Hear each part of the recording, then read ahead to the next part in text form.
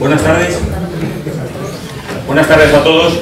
Señoras y señores, gracias por su asistencia a esta actividad de avance social que se realiza gracias a la Asociación Católica de Propagandistas, al CEU y en especial al profesor Togores. La mesa redonda, como todos ustedes saben, son sobre los 100 años de la Legión Española. Digamos que esto va a ser el punto de partida de cara al año 2020, que como ustedes saben es el centenario de la Legión, y se irán haciendo una serie de actos. Voy a empezar por una pequeña aventura, la llamamos así, Luis, que se realizó hace unos meses, que fue la marcha del coronel Millán Astray. Antes de presentar a la mesa, si me permiten, vamos a explicar, gracias a Luis Togores, que hizo la letra, gracias a César Sánchez, que no le veo pero está por aquí, sí, aquí está, que es el compositor de esta marcha, y gracias al coro de San Fernando, que hay miembros aquí del coro. Veo a Enrique, veo y a alguien más, no voy a decir nombres. Si les parece bien, vamos a empezar por escuchar esta marcha, que todos ustedes la pueden encontrar en YouTube. Fue la intrahistoria de esta marcha fue un poco curiosa. Fue en un cocido legionario, gracias a nuestro amigo común Gustavo Morales. Estaba con Luis y estaban buscando, bueno, pues a alguien, a un coro, a alguien que pudiera interpretar esta marcha, ¿no? Nos pusimos en contacto con el coro San Fernando, que son viejos amigos y viejos camaradas, y yo ya me voy a callar. Si os parece bien, Luis, ponemos ya el vídeo de la marcha y enseguida hago la presentación de la mesa.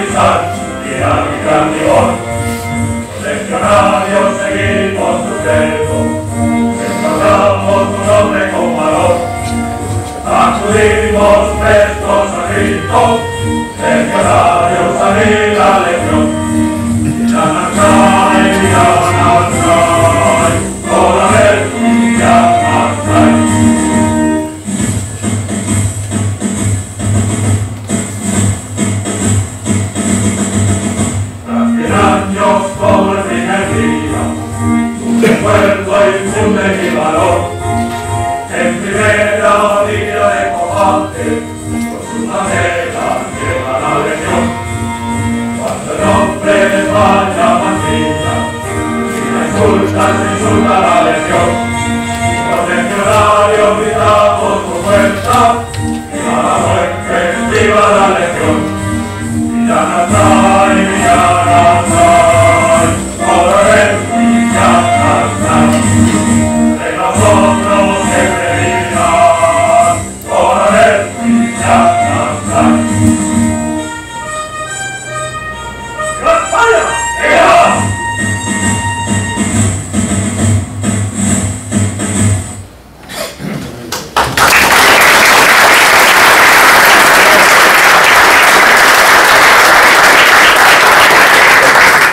Bueno, pues otra vez agradecimiento a Luis Togores, a César por la música y al Coro San Fernando por interpretar esta bonita marcha. Me acompañan en la mesa el coronel de infantería Juan Salafranca, general de infantería José Armada, general de infantería Carlos Blón y Luis Togores. Voy a dar la palabra a Luis y ya comienza la mesa redonda. Adelante, Luis.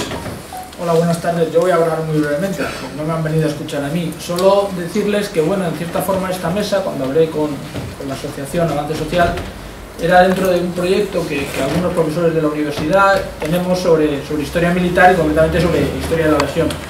Dentro de esos proyectos, que les anuncio brevemente, evidentemente ahí no está la marcha en Villana Astray, eso es solamente un cabreo, perdón la palabra, como consecuencia de quitarle la calle a la alcaldesa de Madrid. Pues tenemos fundamentalmente un proyecto en marcha y otro que ya anuncio y que espero que mi universidad me permita hacerlo, y aquí está nuestro vicepresidente, al cual miro con cariño, porque además es antiguo legionario, con lo cual tiene motivos para apoyar en el futuro esto. Uno, saben ustedes que estamos haciendo un grupo de investigación, un diccionario biográfico de legionarios, que aspiramos a que tenga algo más de 1000 biografías, desde legionarios rasos, desde caballeros legionarios hasta generales. Con lo cual, bueno, pues en ese diccionario va a haber pues desde legionarios que murieron en los primeros días de la historia de la legión a legionarios que todavía están en activo. Algunos de ellos, pues, como General Zorzo, el General Muñoz Grandes o algunos de los que me acompañan en la mesa, que lógicamente por su propia biografía tienen el derecho que nadie les puede quitar de estar en una obra de esta categoría. Y el otro proyecto que sí me gustaría anunciarle, que me gustaría afrontar, yo tuve la inmensa suerte de que en su día fui el director del congreso que hubo aquí en esta universidad sobre historia de la Legión Azul.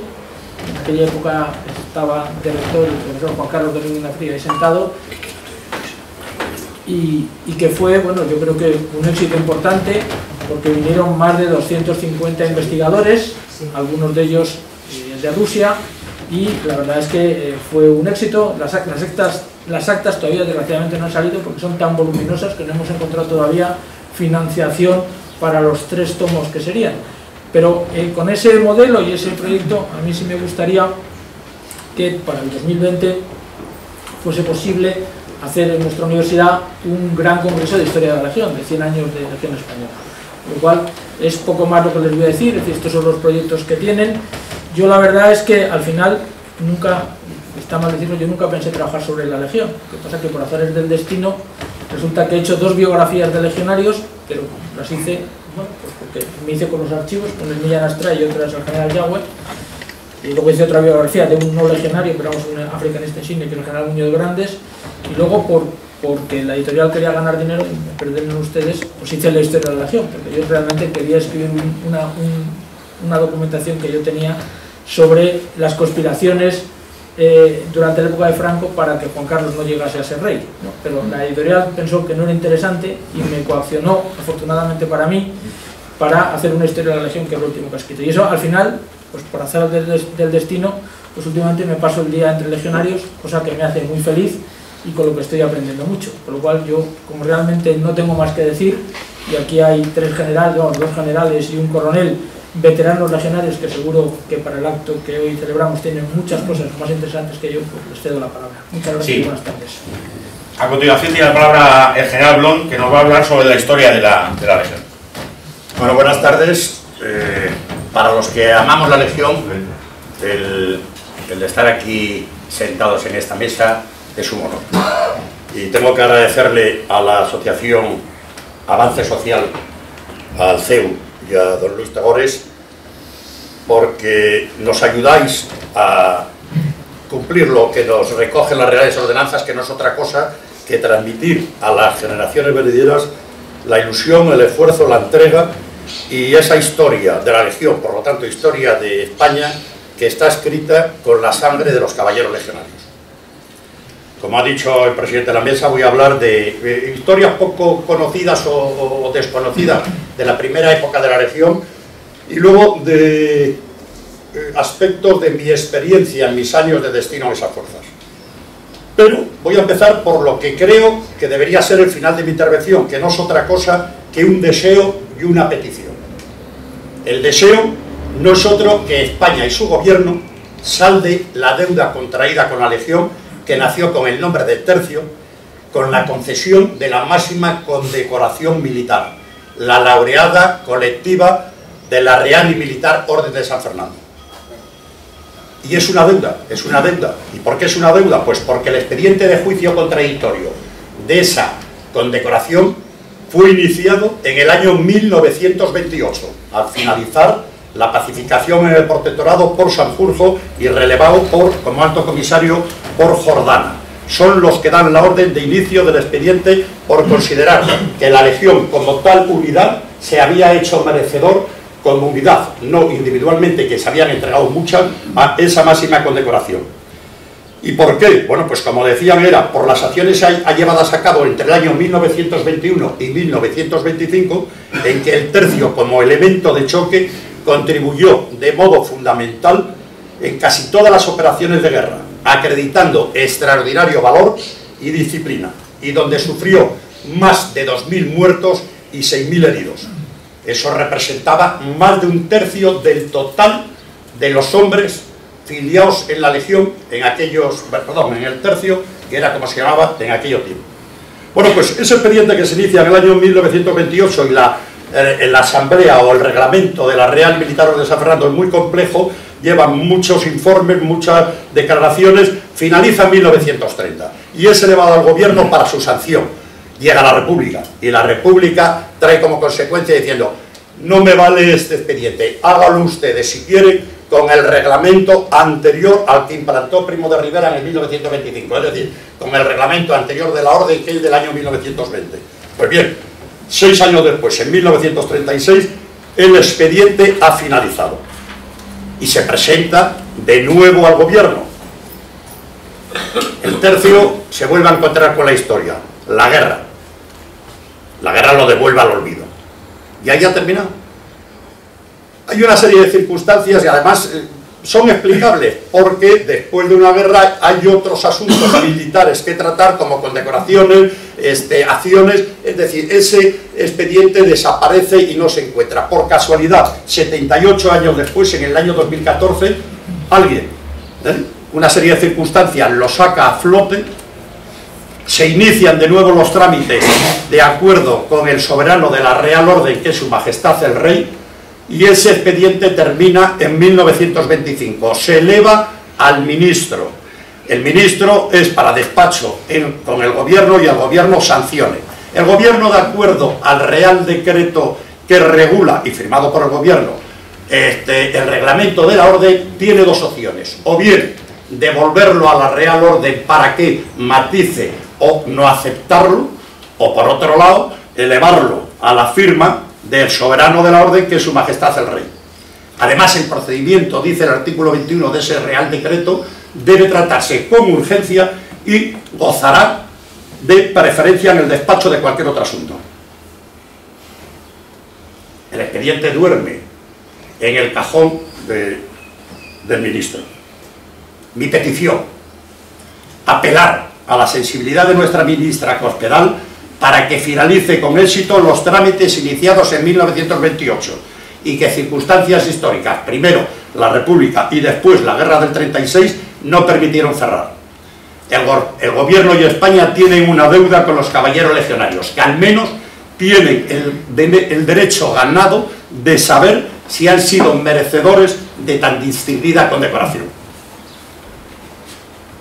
Voy a hablar de historia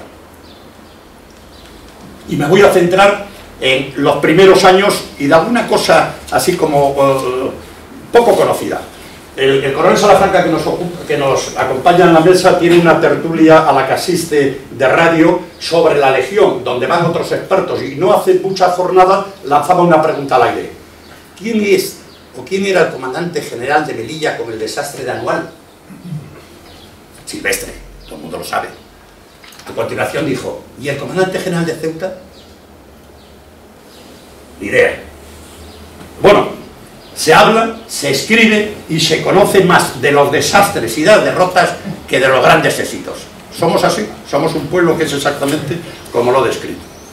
Para mí el mejor libro escrito sobre la Legión no es otro que el que tengo en las manos. Bueno, ahí hay un original que es una preciosidad, dedicado y firmado en el año 23. Este libro, que lo escribe Millán Astray en 1923, lo hace con buena mano y mejor prosa, y nos cuenta los orígenes de la unidad.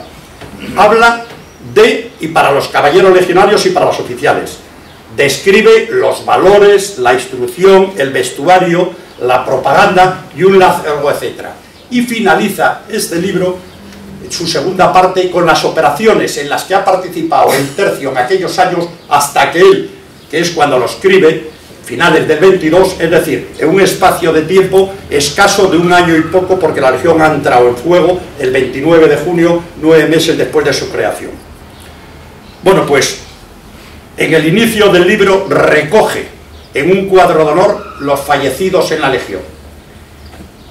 Y en un escaso año y medio han caído un jefe, comandante de una bandera, 26 oficiales y 329 legionarios, desde la primera baja, que fue el famoso Baltasar Quija.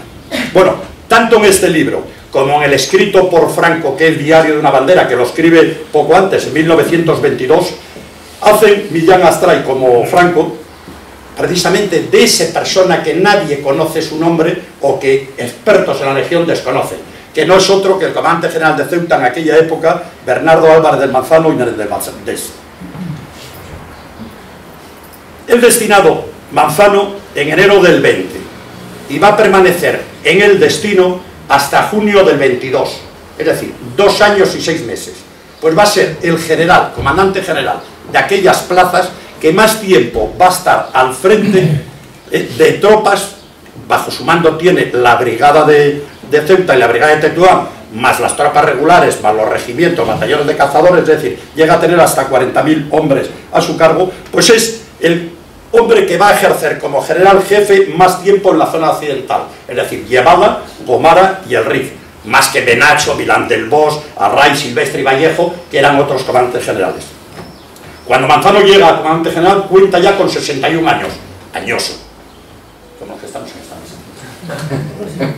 Es 14 años más viejo, o más mayor, para no llamarnos viejo, que el alto comisario Berenguer, y 12 años más mayor que Silvestre, comandante general de Melilla. Además es 2 años y medio más antiguo que ambos en el empleo de general de división. Manzano ha salido de la academia en 1884, Academia General, de la primera Academia General Militar, ha estado en las 3 guerras de Cuba, en la de los 10 años en la intermedia y en la de la Independencia, ha participado en la guerra de Margallo en 1893, cuando por una circunstancia vuelve a la península y se va al batallón disciplinario de Melilla. Ha conseguido 5 ascensos por méritos de guerra, 3 en Cuba y los 2 últimos participando con cazadores de Chiclana en la guerra de Melilla, perdón, del Kerf del 9, asciende a coronel por méritos de guerra y a general en el 12, en la guerra del Kerf. Bueno, pues Manzano es totalmente favorable a la creación de la Legión, y siendo comandante general de Ceuta, poco se le nombra, pero las fuerzas, el tercio, lo pone a las órdenes del comandante general, es decir, está integrado el tercio en la zona de Ceuta. ¿Cuál es el escenario cuando se crea la Legión? ¿Qué es lo que está pasando en el territorio? ¿Tienes algún punto? Ahí tenemos la parte occidental en la que tenemos Ceuta, Tetuán, Sahagüe, y en las 2 zonas que están rodeadas, una es la cabecera en la costa del río Gualdao y la otra es la zona que corresponde en el camino que va desde Tetuán hasta Sauen, la zona de foco larva de Beni Hasan. Ahora saldrán en esto. Quiero como voy a hablar un poco del terreno, que hacernos una idea de dónde estamos. Bueno, pues en 1920, a principios de 1920, se ha continuado con la expansión en la zona de Yebala, iniciada en 1919, para liberar tanto a Ceuta como Tetuán de los ataques de las cabilas cercanas. Y además en el mes de junio se inician las operaciones del plan propuesto por el Alto Comisario al gobierno para alcanzar la zona de Sauen. Las brigadas de Tetuán y Ceuta, a las órdenes de Manzano, están operando entre Tetuán y Sauen, Ciudad Santa, que van a ocupar en octubre del 12, perdón, en octubre del 20, más o menos era el 12 de octubre del 20. Manzano, ante la llegada masiva de legionarios, de voluntarios a la legión, es el que ordena a la Guardia Civil que desalojen Rifie y trasladar allí el campamento de la nueva unidad.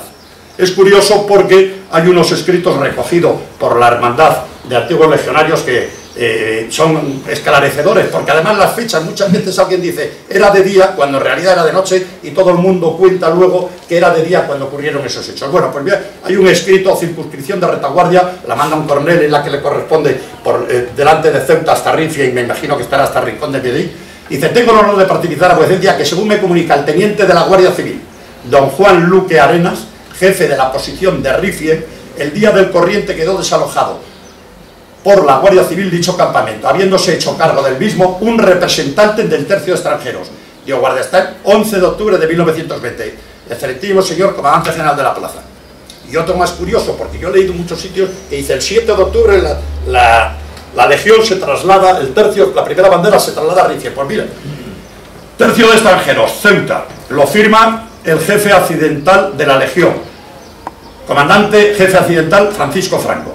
Excelentísimo señor, se lo manda a Manzano, al comandante general. Tengo el honor de manifestar a vuecencia que en el día de hoy ha quedado guarnecida la posición de Darrifie por fuerzas de la primera bandera de este tercio en organización. Dios guarde hasta tal, 17 de octubre de 1920. Bueno, son curiosidades de hechos que los tenemos ahí, y yo animo a un gran escritor que ha recogido cosas de la legión, pedir cosas para poner la historia en su sitio, de fechas que están equivocadas, y sé que con buena mano don Luis así lo hará. Bueno, pues, ¿qué es lo que pasa en la zona? Pues ha terminado con la toma de Sauen, la parte del plan operativo para aquel año. Entonces, hay que reorganizar el despliegue.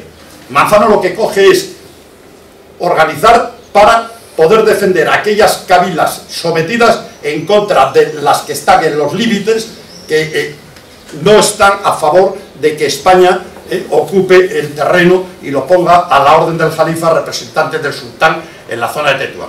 Bueno, pues entonces, a la primera bandera la mandan el 1 de noviembre a la zona de Gualdao. Es decir, es una marcha, todo el mundo la conoce, que salen, desfilan en Tetuán, se pierde luego un alférez por la noche, es unas páginas bonitas que están recogidas, que casi todos lo conocerán, por lo tanto no van a incidir ellas. Y luego la segunda y la tercera bandera, un mes después, es decir, ha transcurrido un mes cuando se va la primera bandera a Gualdao, y la segunda y la tercera 2 meses. Van a la zona del foco larva de Beni Hasan. Ambas, las tres banderas, van con misión de seguridad y de protección de los convoyes de las zonas que se han ocupado recientemente, para defender a los cabileños afines contra las acciones de las cábilas no sometidas. No hay posibilidad de entrar en combate, no hay posibilidad. Es decir, los planes de operaciones en aquella época tenían una duración, unos objetivos, y luego venía el Ramadán. ¿Por qué? Porque todas las unidades al frente de las columnas que manejaban como europeos estaban las Jarcas, las Hidalas, la Mejala y los regulares.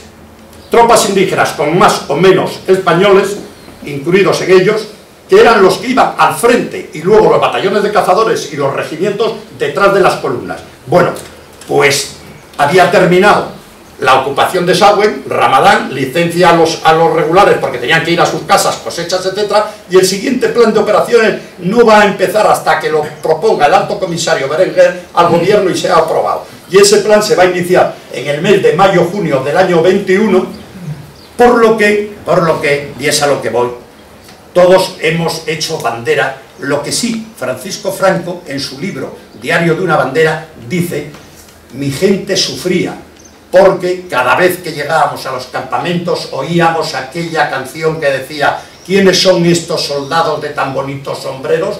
Los legionarios de Millán Astray cargando sacos terreros. Le sangraba el corazón. Había cogido Millán a los mejores oficiales, a Laureano Redondo, bueno, a una lista interminable que habían dado ya mucha sangre por España, incluidos en la pacificación del territorio. Y sin embargo, no entraban y les dolía. Pero no es cierto, porque cuando al final entran en combate, precisamente en la zona del Zoco Larva de Benihassán, porque se inician primero las operaciones en la zona de Pomara, incluyendo la bandera de Franco, donde está en la zona de Guadalao, con Castro Girona, no pegan tiros, siguen el río Guadalao, que es donde está hasta Saue, para abrirlo, tampoco pegan tiros. Se reúnen luego en el Zoco de Larva de Benihassán porque van a hacer operaciones en dirección a Tajarú, en dirección donde pone el Arache, al sur oeste de donde está el círculo de abajo, que es donde, por unas circunstancias, que es las jarcas del Raisuni, que son los Benihassán, los Benider, una serie de cabilas, aprietan a las columnas operando en dirección este-oeste y no tiene más remedio que el tercio pasar a cabeza de las unidades, y es las famosas acciones el 29 de junio de 1921 sobre Muñoz Crespo y Bujarrat, que es a partir de ese momento en que la Legión figurará al frente de todas las operaciones y en todas las columnas. Digo que tampoco tenía razón ese cantar, porque eso es el junio. Pues en el 4 de abril, el capitán de una de las compañías de la segunda bandera, en su misión de seguridad entre el camino entre Tetuán y Saue, ha dejado la vida el capitán Pompilio Martínez Aldívar, el 4 de abril de 1921. Es decir, sangre de legionario ya estaba derramada. Bueno, creo que me estoy extendiendo mucho. De la correspondencia entre el general Manzano y el mando del tercio voy a leer dos cartas que creo que son interesantísimas y nos marca. La primera carta está escrita en Madrid el 25 de noviembre de 1922. Bueno, esto es, Manzano es bastante ordenado y tiene los originales de las cartas que recibe o comanda con la minuta que da su secretaria, que esa es la minuta que no la entiende nadie, pero bueno, la he traducido. Esta carta está escrita el 25 de noviembre de 1922. Se la escribe Manzano, comandante general, que ya está de general en Madrid al mando de la primera división, a Millán Terreros. Le pone Millán Terreros, no le pone Millán Astray. Bueno, esa carta tiene como motivo que Millán Astray, Millán Terreros, que es un hombre de categoría nacional, cada vez que se traslada a Madrid arrastra con su fácil palabra y con su venta de valores a la mayor parte de la población.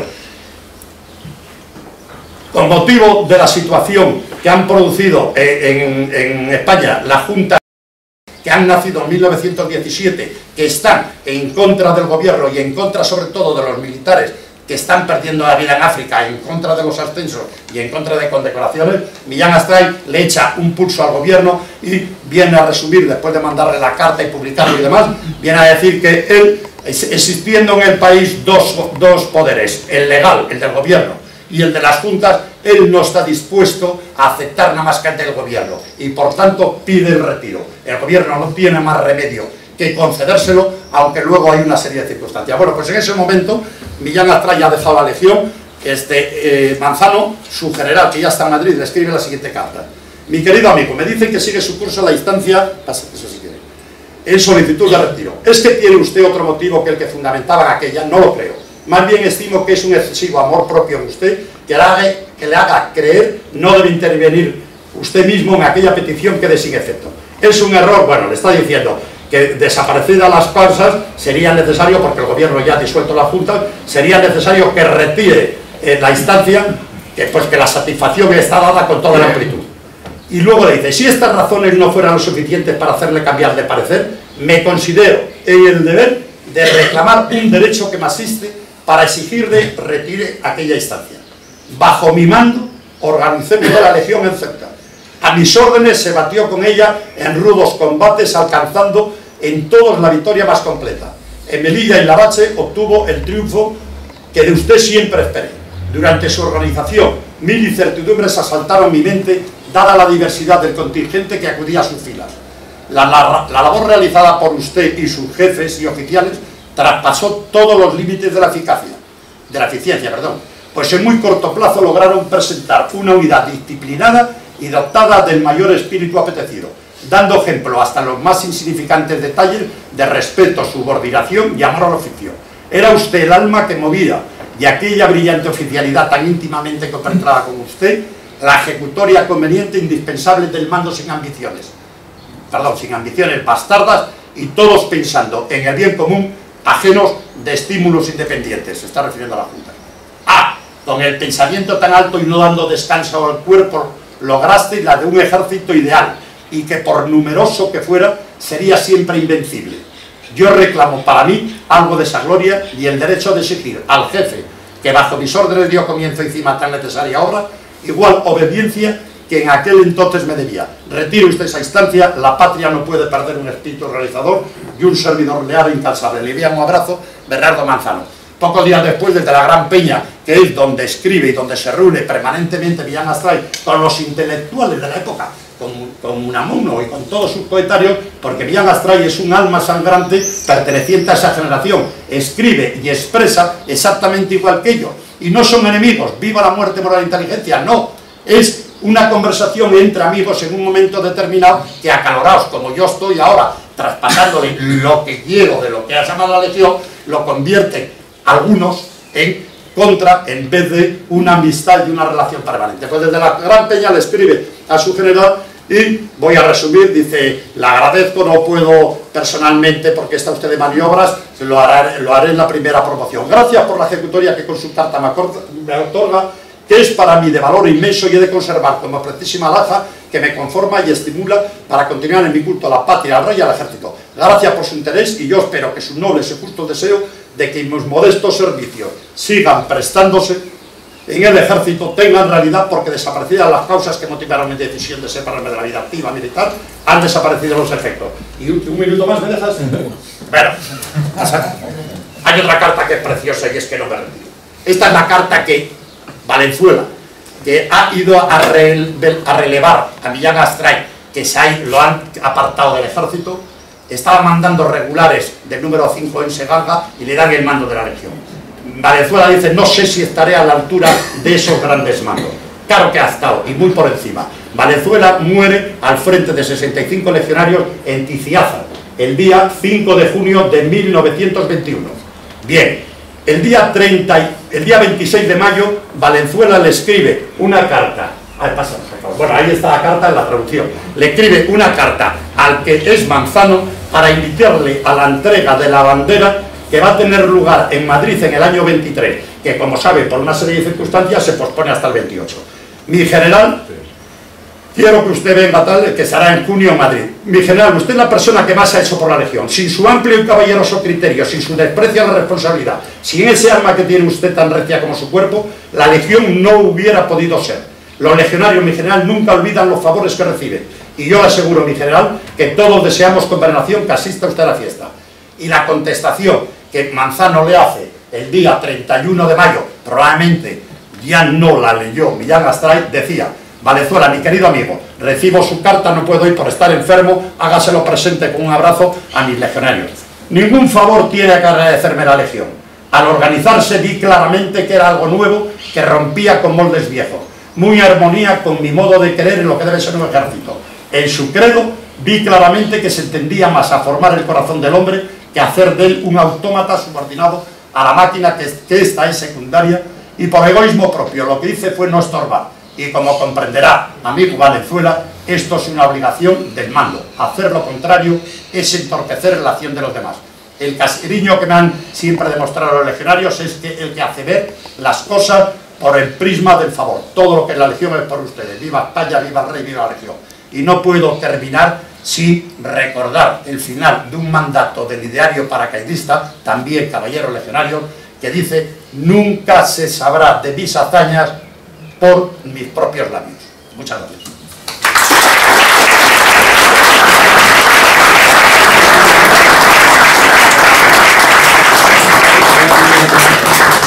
Muchas gracias, mi general, por todo lo que nos ha contado, que merecía mucho más tiempo, pero sabe que somos esclavos del reloj. A continuación, nos va a hablar el coronel de infantería, Juan Salafranca, y nos va a hablar sobre el credo legionario. Adelante, coronel. Con mucho gusto. Primero tengo que hacer una crítica, si se me permite, que es que esto no está bien organizado.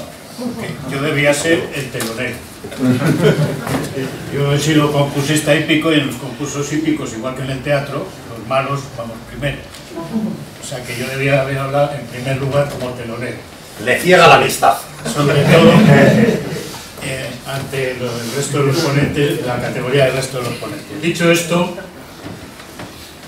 se me va a permitir que cuente una cosa personal. Hace 43 años que llegué a la Legión, y desde el mismo momento en que me incorporé empecé a oír: la Legión no es lo que es.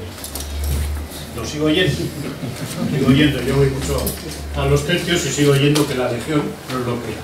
Pues bien, yo no estoy de acuerdo. No estoy de acuerdo porque la Legión sí que es lo que es. Voy a contar dos anécdotas. Cuando éramos tenientes, comíamos en una mesa 4, yo tuve 2 etapas en la Legión, primero en Esmara y luego en Ayun. En Ayun comíamos 4 tenientes en la mesa, uno de ellos soy teniente general, así que no diré su nombre para no comprometerle. Y al lado comían 2 veteranos capitanes legionarios, que habían servido en el tercer tercio en Larache, del CRIM. Y todo lo del CRIM era mucho mejor. Siempre la conversación entre los capitanes, ¿te acuerdas en el CRIM? Aquello sí que era legión, aquello sí que era bueno, todo lo del CRIM. Y nosotros, cada vez que nos traían por la sopa, vaya porquería la sopa buena, la del CRIM. Vaya filete más malos, filetes buenos los del CRIM, con grave riesgo de nuestra hoja de castigo. Nunca pasó nada porque además de veteranos eran muy buenas personas y asumieron con humor nuestras impertinencias.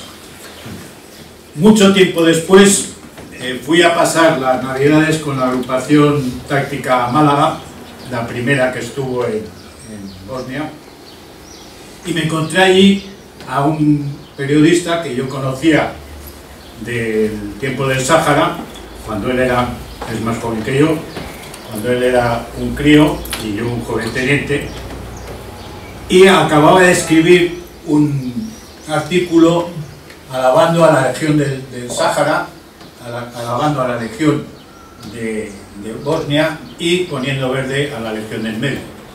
Yo le dije: Arturo, te equivocas, no cogemos los legionarios y los soltamos para una misión, para otros legionarios son los mismos del Sáhara, son los mismos del Medio y son los mismos de ahora. Lo que pasa es que las circunstancias son distintas. Por lo tanto, creo que varían los tiempos y no las personas. Por lo tanto, algo tiene que haber que haga que los legionarios del año 20, que nos ha contado el general Blon, y los del futuro, que nos va a contar el general Armada, sean los mismos. Ese algo es el credo legionario. El credo legionario es el punto de unión de todos los legionarios de todas las épocas. ¿Y qué es el credo legionario? Pues es lo que Millán Astray, conocedor profundo del alma del soldado, dio a sus hombres. Pudo haber dado un decálogo, pudo haber dado un ideario como se dio luego a los paracaidistas, pero no, quiso dar un credo, es decir, algo en lo que el legionario creyera, porque solo creyendo se llega al extremo que pretendía sacar de sus legionarios Millán Astray. Por lo tanto, credo, no decálogo, no ideario, no norma, no, credo. Algo en lo que creía cada uno de los legionarios.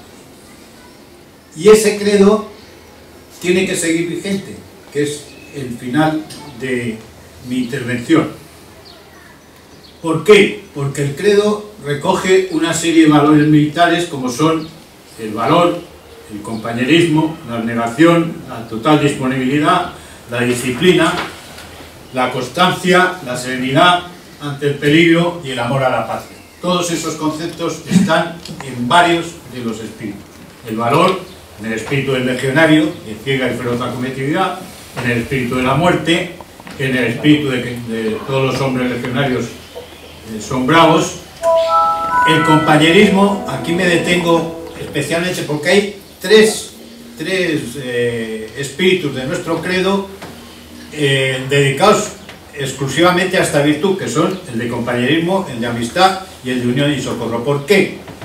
Porque en aquellos primeros tiempos la procedencia de los legionarios siempre se nos ha proporcionado la caricatura del legionario expresidiario, asesino. Junto a estos había gente de muy buena familia que por circunstancias de la vida, a veces por un simple desengaño amoroso, sin que yo menosprecie el amor, se habían alistado a la legión. El unir a esa gente era primordial. El que cada hombre dependiera del combate del de al lado era primordial. Por eso Millán Astray dedica 3 espíritus de su credo a el compañerismo, la amistad y el espíritu de unión y socorro. La negación está prácticamente de los 12 espíritus en 9, en el de compañerismo, en el de amistad, en el de unión y socorro, en el de marcha, en el de sufrimiento y dureza, en el de acudir al fuego, en el de disciplina, en el de la bandera y en el de la muerte. La disponibilidad en el de unión y socorro, sea donde sea, en el de acudir al fuego, en el de sufrimiento y dureza, en el de disciplina y en el de combate. La disciplina, fundamentalmente en el espíritu de disciplina, que para eso tiene su nombre, pero también en el espíritu de marcha, en el de sufrimiento y dureza, en el de acudir al fuego y en el de combate. La decisión, fundamentalmente en el espíritu del legionario, de ciega y feroz acometividad, y en el de acudir al fuego, aunque no tenga orden para ello. Luego contaré, si me da tiempo, porque pretendo respetar los 20 minutos, cómo duele esto en quien no quiere a la legión.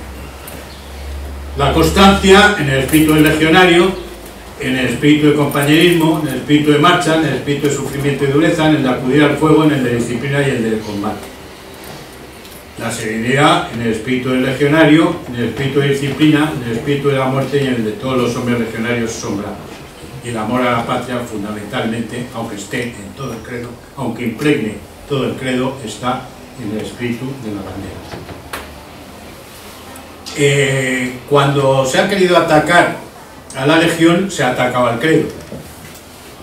Porque Millán Astray, en ese libro maravilloso que nos ha enseñado el general Blon, dice que el credo es la esencia de la legión y que es el alma y nervio de ella.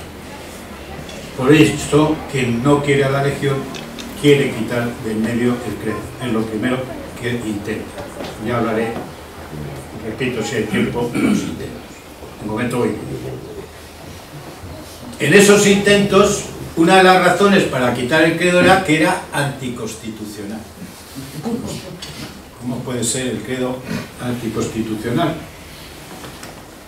El credo respeta las leyes, todas las leyes.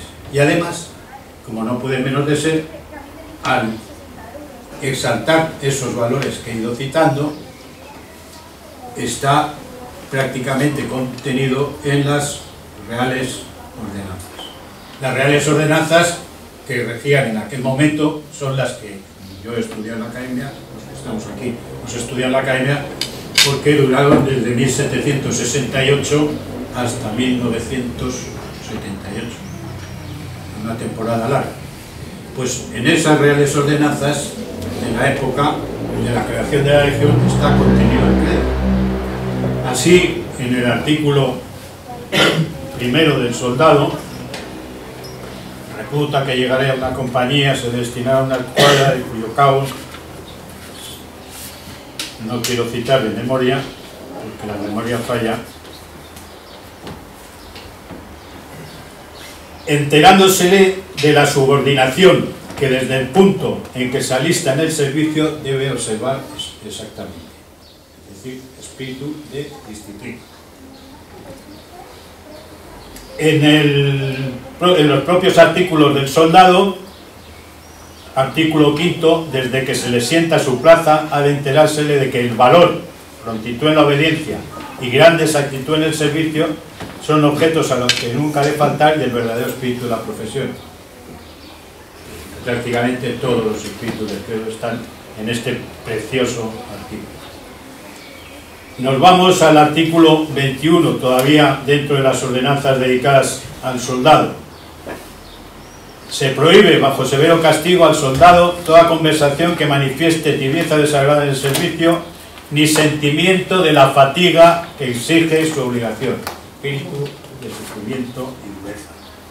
Teniendo entendido que son cualidades indispensables, bueno. El artículo 24, conservando en buen estado su arma para el total servicio de ella, debe tener el soldado mucha confianza en su disciplina y por ella seguridad en la victoria, persuadido de que la logrará infaliblemente guardando su formación, estando atento y obedeciendo a haciendo sus juegos con buena dirección, etc. El 30. Todo soldado, inmediatamente que oyere a su oficial o cabo la voz de a las armas, deberá con prontitud y silencio, espíritu de abrir al fuego. Y ya pasamos a las ordenanzas del cabo, cuyo artículo 5, que a pesar del paso de los años recordamos y es toda una lección de mando, tan es así que las últimas ordenanzas lo recogen ya no para el cabo sino para todos los mandos. El cabo, como jefe más inmediato del soldado, sabrá querer y respetar de él, no le disimulará jamás las faltas de subordinación, infundirá en los de su escuadra amor al oficio y mucha exactitud en el desempeño de sus obligaciones. Será firme en el mando, glaciable en lo que pueda, castigará sin cólera y será comedido en sus palabras, aun cuando reprenda. Es el espíritu de amistad, y su amistad con un amigo distinguido que es el cabo de la escuadra. Seguimos con los artículos del cabo y nos vamos al 48. Los cabos harán barrer cada mañana, espíritu de sufrimiento y dureza, trabajará en lo que le mande. Y ya nos pasamos a las órdenes generales para oficiales.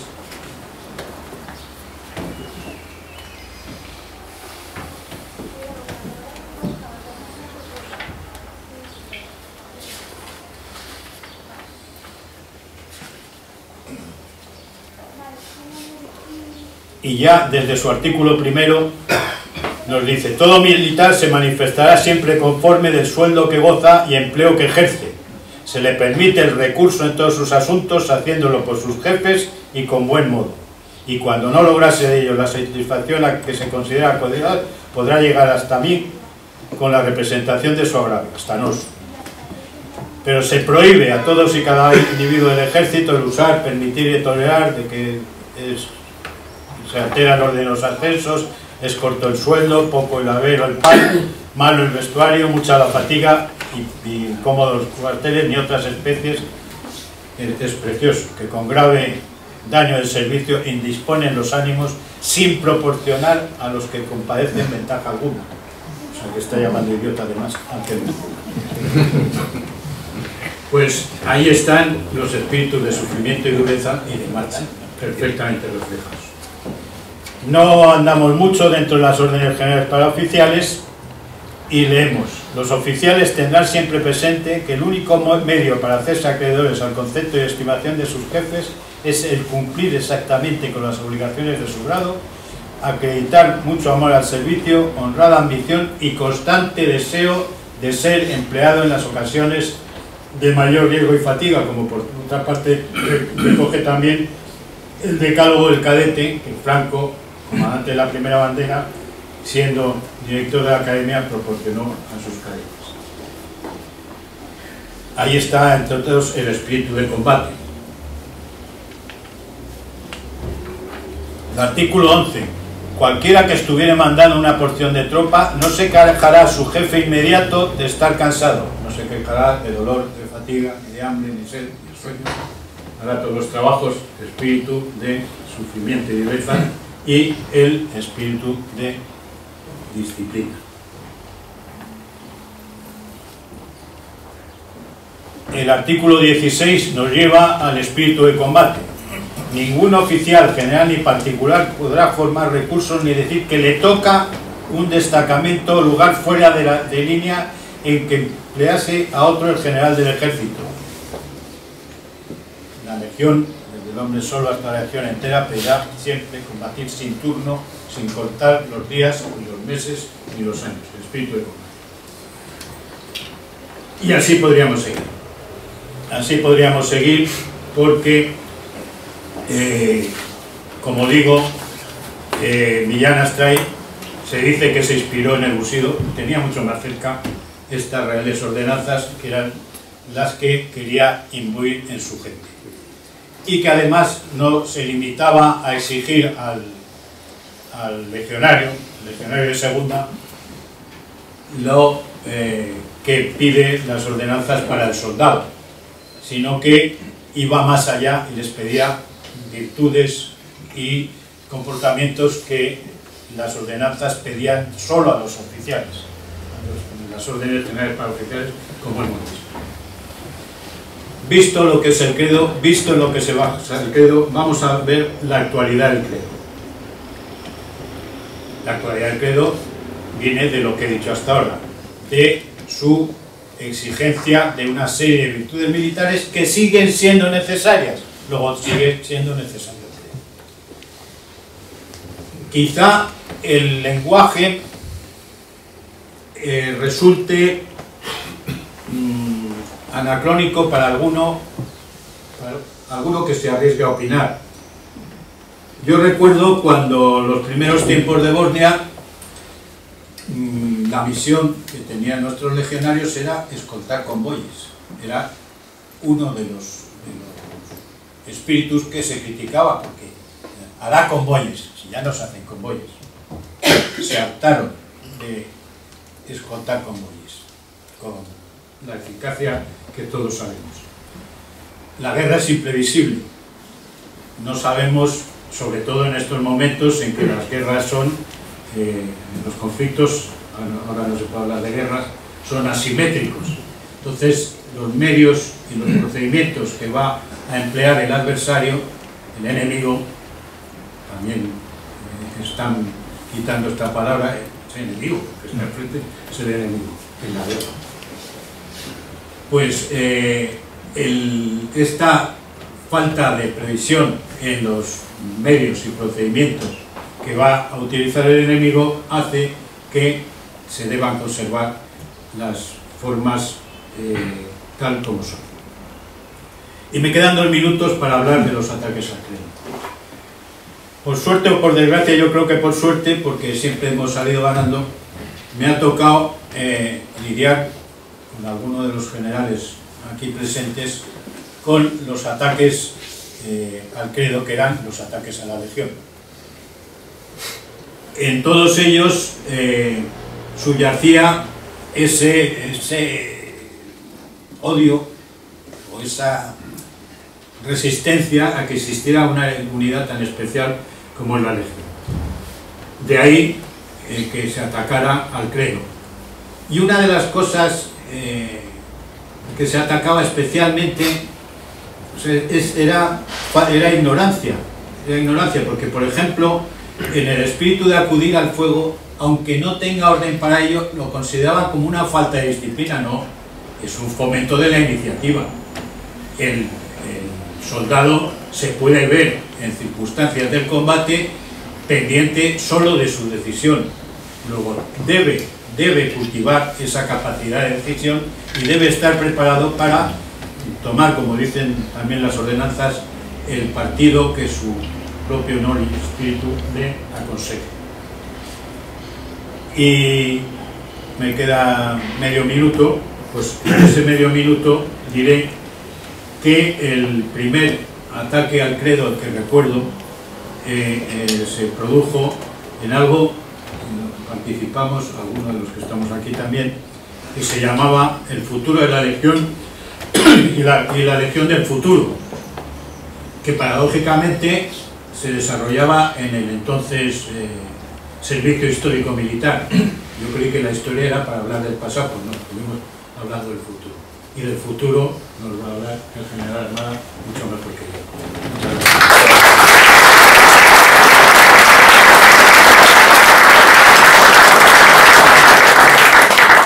Muchas gracias, señor Coronel. Antes de que hable el general Armada, nos va a volver a hablar el general Blanco sobre algunos apuntes personales que van a estar muy interesantes.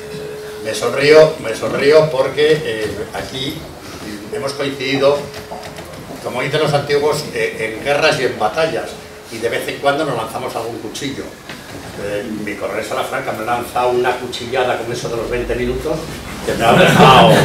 Pero quiero decir que Armada, que coincidimos, y de eso voy a hablar, de mis experiencias en la Legión, muy brevemente, de tenientes recién salidos, allá por el Sáhara, en el cuarto tercio, antes de entrar me dijo: oye, Carlos, lo mío del futuro es muy incierto, habla tú más tiempo. Bueno, pues, de teniente en aquel Sáhara, solamente recordar que me encontré que solamente habían pasado 48 años desde que se había creado el tercio. Me encontré con los mayores, con los viejos, con los antiguos. Bueno, pues ellos me enseñaron y nos enseñaron, mi general Armada, desde Salafranca, a tener como guía de nuestra vida el credo de la Legión. Comprobé y compartí en aquellos años la entrega y disponibilidad de aquellos hombres. Nunca reclamaron nada y lo daban todo. Destacamentos, desierto, por el norte, por el sur, y cada día querían demostrar, y nos demostraron, ser los mejores soldados que les exigíamos darlo todo. Ya de capitán, también en el Sáhara, hicimos bueno el credo y, sangrándonos el corazón, cumplimos cuanto se nos ordenó y abandonamos el Sáhara. Y en aquellos años creo recordar, y haciendo referencia a lo que nos decía nuestro coronel Salafranca, los ataques a la Legión fueron permanentes como desde su inicio en el año 20. Sufrimos ataques unas veces de disolución, 1981, defensa a puerta cerrada en el Senado de la no disolución por un senador ahora retirado de Melilla, Carlos Benet.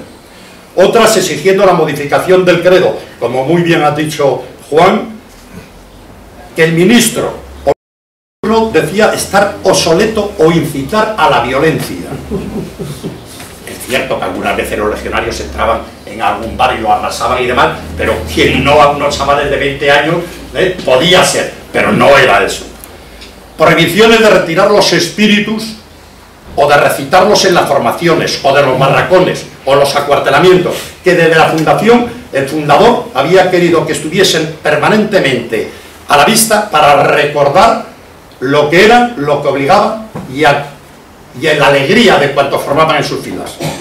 Ataques de una y mil maneras, y de estos quiero recordar uno que hubo en los años 2000 algo, contra aspectos singulares de la uniformidad: la barba y la camisa legionaria. Había que suprimirlas, la supresión, igual que de un símbolo singular, el gorrillo legionario, el que ya llamamos el chapiri. Había que suprimirlo, había que desaparecer de la Legión. La ministra de turno a la sazón, Carmen Chacón, comenta decidir suprimirlo, y en lo que ella cree una prerrogativa de su cargo.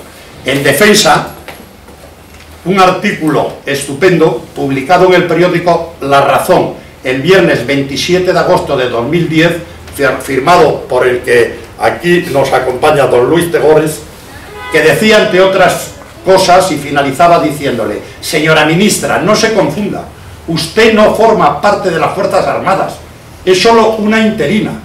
¿Quiere usted suprimir el Chapiri para así proceder a la revitalización de la Legión? El artículo no podía llevar otro título más acertado que legionarios a luchar, legionarios a morir.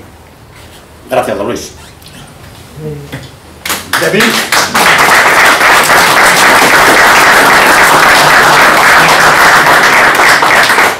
De 1996 a 1998 me cupo el honor de mandar de coronel el tercio gran capitán primero de la Legión, en Melilla. 2 años que se van a pasar como un suspiro y en los que me puse como meta transmitir a todos mis subordinados cuanto me enseñaron y había aprendido en la Legión. Estos son sentimientos que quiero transmitir porque creo que flotan en el aire de muchos de los aquí sentados que han sentado plaza en esas fuerzas. Mi general Muñoz Grandes, Zorzo, Mateo, Armada. Es un sentimiento en todos aquellos que hemos estado en la Legión. Porque como Millán Astray contestaba en aquella carta en el año 26 a aquel cadete que le decía: cuando salga oficial quiero ingresar en esas fuerzas, era al cadete alumno de la Academia don Marcial Sánchez Bazcártegui Gil de Sola. Millán Astray definió el camino de los caballeros y decía: habrás de rendir culto al honor, al valor, a la cortesía, al rey y a la patria, altar en donde has de ofrendar cuanto seas, cuanto poseas, cuanto puedas velar, y como compendio y suma de los ofrecimientos, entregar en ese santo altar tu vida, con la seguridad también de que si mueres por ella, serás amorosamente recogido por los brazos de Dios y pasarás a la inmortalidad, como todos aquellos soldados que hacen grande a su patria con la ofrenda generosa de sus vidas. Muchas gracias.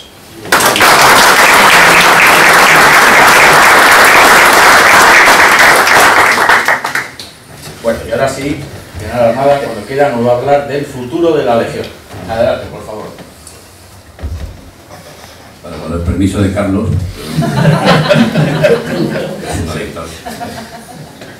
Bueno, yo quería ante todo pues dar las gracias en primer lugar a la organización y a Luis Tegores por permitirme hablar de uno de mis amores, que es la Legión. Se trata, además acompañado pues de 2 oficiales de probada experiencia legionaria y de probado amor a nuestra querida Legión. Se trata del asunto del futuro de la Legión. Claro, no sabía antes de pronunciar estas palabras esa conferencia o ese estudio que había en el instituto, porque no tengo la vaca del futuro ese, y entonces a lo mejor no coincide en absoluto con lo que pensaron los historiadores, ¿eh? Pero vamos, yo voy a tratar del futuro de la Legión, y como dice, porque he coincidido curiosamente, no solo del futuro de la Legión, sino de la Legión del futuro, ¿eh? Y se trata, aunque las dos están íntimamente ligadas. Por supuesto que, ante todo, yo humildemente me parece un honor el hablar aquí de la Legión ante personas que saben mucho más y que han vivido más la Legión que yo.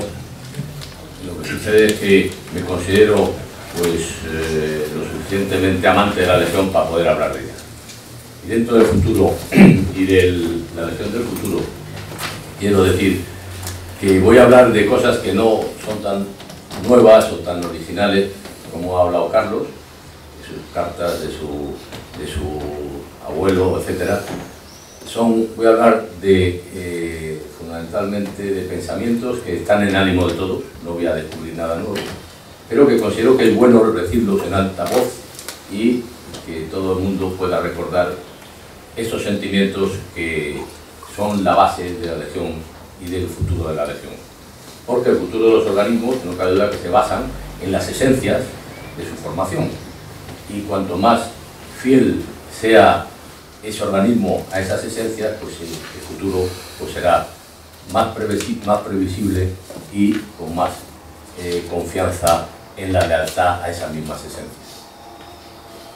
Por tanto, es lógico pensar que para hablar de la Legión es bueno recordar su origen, es decir, en qué circunstancias y qué causas dieron origen al nacimiento de la Legión.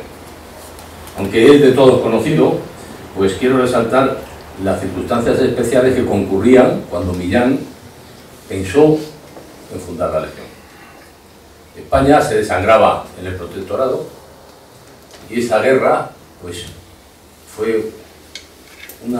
perturbó terriblemente tanto a la nación como a la política nacional.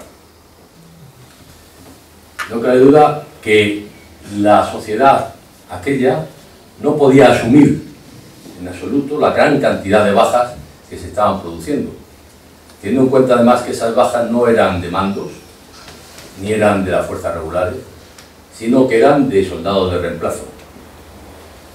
Entonces, Millán vio la posibilidad y la necesidad de crear una fuerza nueva, completamente diferente de las que existían desde entonces.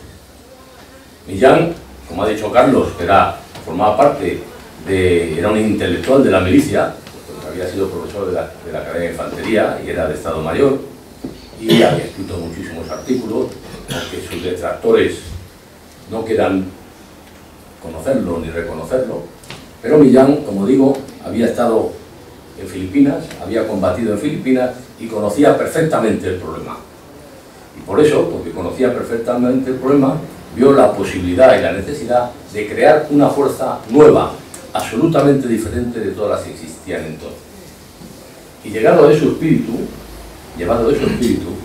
pues bebió las fuentes de los tercios viejos, la mejor infantería del momento, y de la más cercana Legión extranjera, y también, como sabemos, pues acudió al espíritu caballeresco del Bushido japonés. Una vez conseguida la vía libre política, empezó a modelar la fuerza que tenía en mente y, teniendo en cuenta como premisa absoluta la preponderancia absoluta del hombre para el combate, pues ideó un instrumento del cual nos ha hablado nuestro amigo Salafranca, que si fuera posible que movilizara, que impulsara a sus legionarios, que fuera asumido por él y que participara y fuera absolutamente integrante del alma íntima de la gente.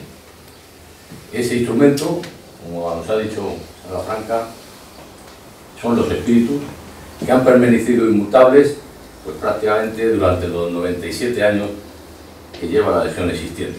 Y esa inmutabilidad tiene mucho mérito, como han explicado tanto Carlos como Salafranca, porque no han sido pocos los enemigos y los ataques que de dentro y de fuera se han producido para cambiar los espíritus.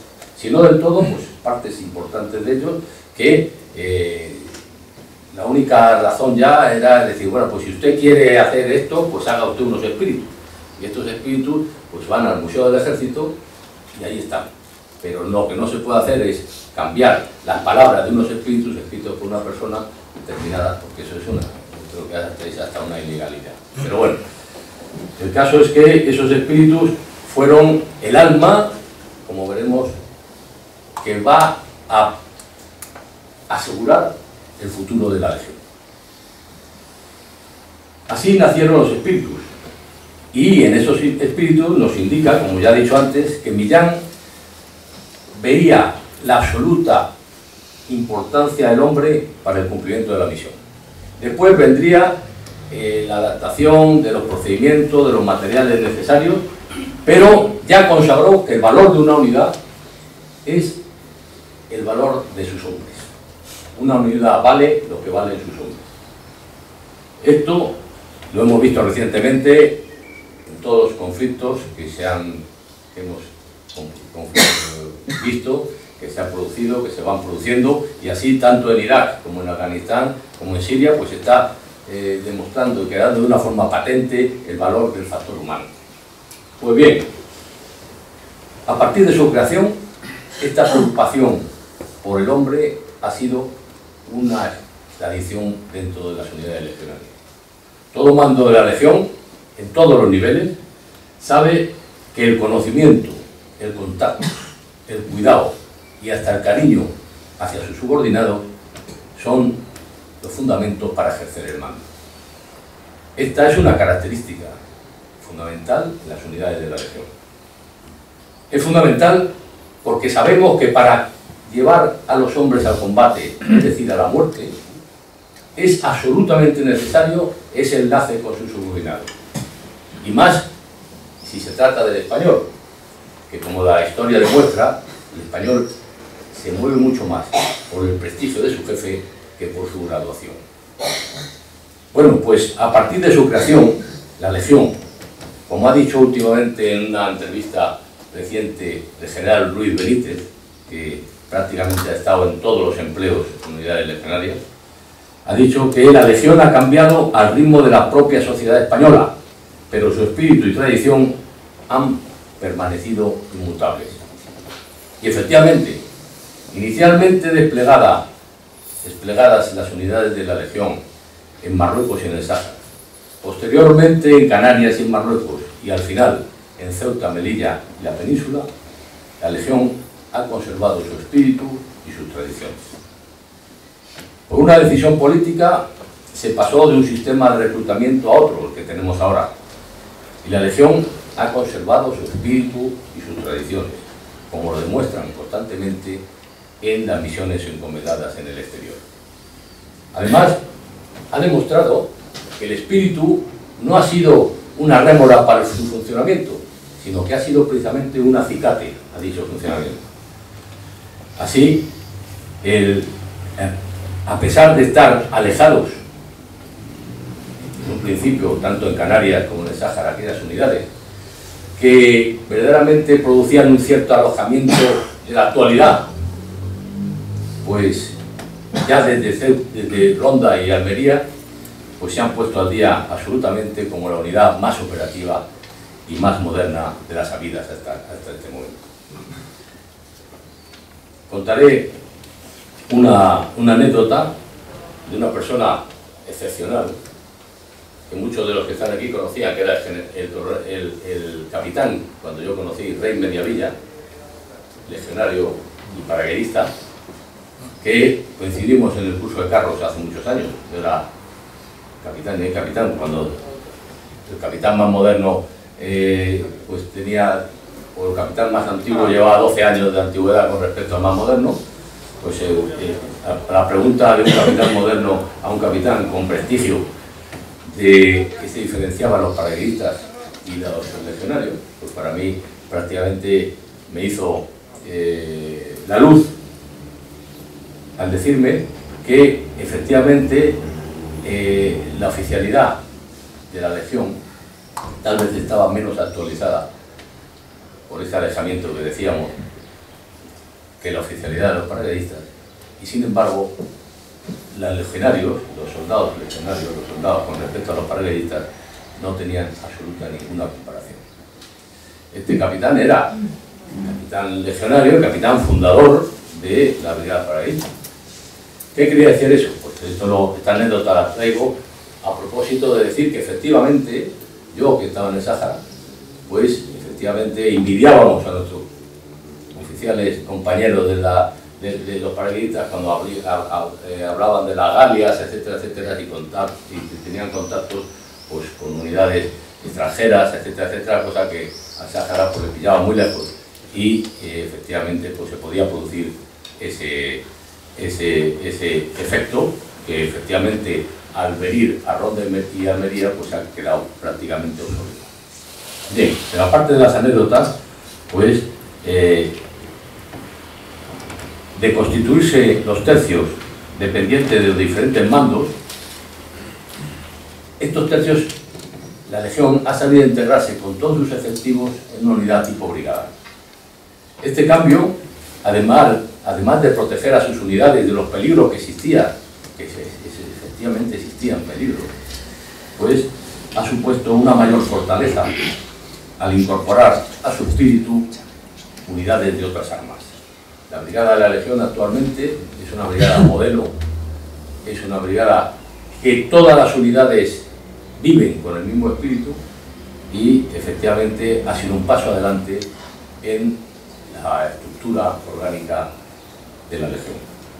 En fin, hoy en día la Legión ha incrementado su potencia, su presencia en la sociedad, como es notorio, su reconocida eficacia en el cumplimiento de sus misiones, y todo ello gracias al mantenimiento de su espíritu y de sus tradiciones.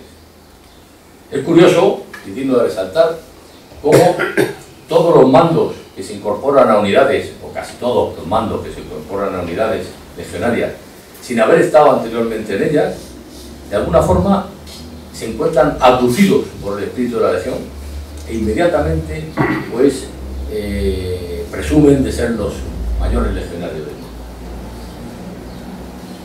Pues bien, si hemos llegado hasta aquí, a pesar de todos los cambios de la sociedad española desde su creación de la Legión, podemos pensar que el futuro de la Legión seguirá siendo una herramienta clave para la defensa nacional. Pero eso sí, la piedra angular para la pervivencia de la Legión será, sin duda, la permanencia de su espíritu. Los espíritus de la Legión, obra de Millán, son la base de todos los valores en los que descansa su obra. Y la fidelidad a ellos es el seguro de vida de la Legión como tal. Por otra parte, la situación internacional avala el futuro para una fuerza como la Legión.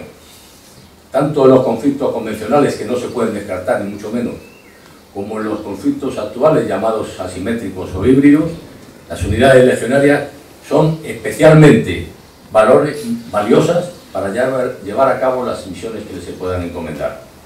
Y parece ser que estos conflictos no van a faltar en el futuro. Además, por tradición, la Legión está especialmente preparada y hasta espiritualmente para acudir a misiones fuera de España. En cuanto a la Legión del futuro, no podemos descartar, aunque el camino sea difícil y complejo, que se pueda llegar a una existencia de un ejército europeo en diferentes estructuras orgánicas o operativas. En este ejército europeo, la Legión coincidirá con otras unidades especiales de gran prestigio, como puede ser la Legión extranjera o las fuerzas coloniales francesas, los Bersaglieri, etc. Pero es también un dato importante que desde que la Legión ha empezado a cooperar con otras unidades de otros ejércitos, han ganado absolutamente el prestigio de las fuerzas españolas, y por ello pues quiero recordar aquí una serie de párrafos de una carta que muchos de ustedes conocerán y que refleja este aumento y esta ganancia de prestigio de las fuerzas españolas cara a los ejércitos extranjeros.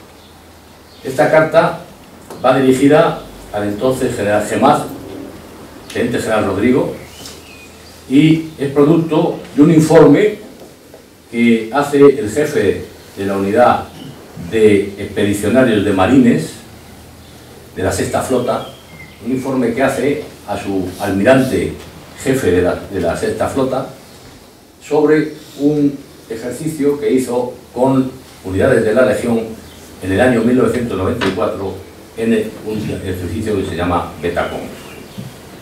Bien, pues el resumen de esta carta pues habla, por ejemplo, de los oficiales de la Legión. Dice: cada uno de los oficiales con los que tuvimos relación era un auténtico profesional.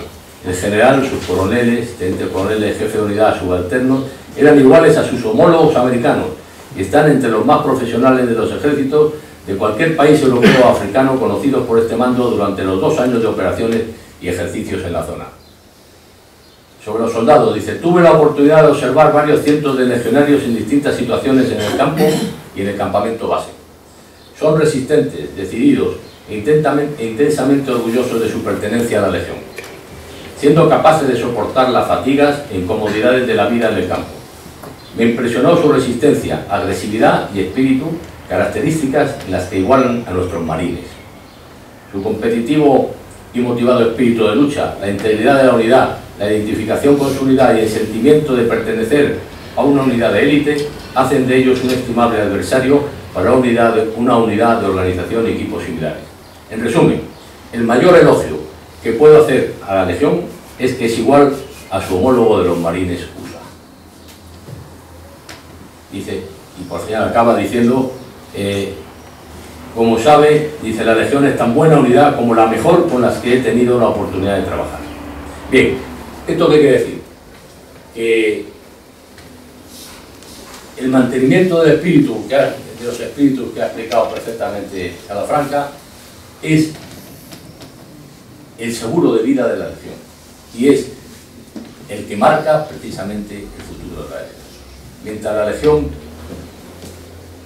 mantenga el credo y los espíritus hecho vida en sus legionarios y en sus oficiales, la Legión tendrá un futuro absolutamente claro y victorioso.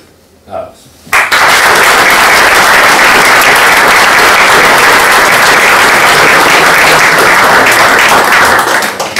Bueno, pues hasta aquí hemos llegado. Agradecer la asistencia de todos ustedes, agradecer en nombre mío, en nombre de Avance Social, de haber estado rodeado de tan insignes compañeros de mesa. Y nada más, muchísimas gracias otra vez y hasta la próxima.